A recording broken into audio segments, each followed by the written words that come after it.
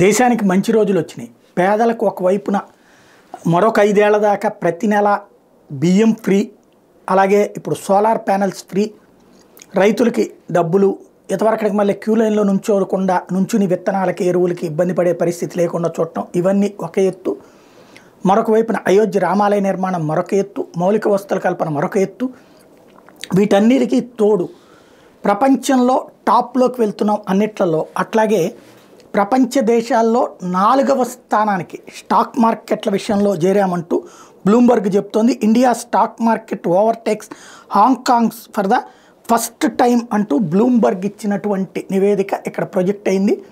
భారతదేశం first time Hong Kong దాటి 4వ స్థానానికి చేరడం అన్నటువంటిది ఒక కీలకమైనటువంటి అంశం. గతంలో లేనటువంటి స్థానానికి, అంటే ఇదివరకు America first, China second, Japan third, Hong Kong fourth ఉంటే మనం 5th ప్లేస్లో ఉండేవాడు. ఇప్పుడు 4వ స్థానానికి చేరుకున్నాం.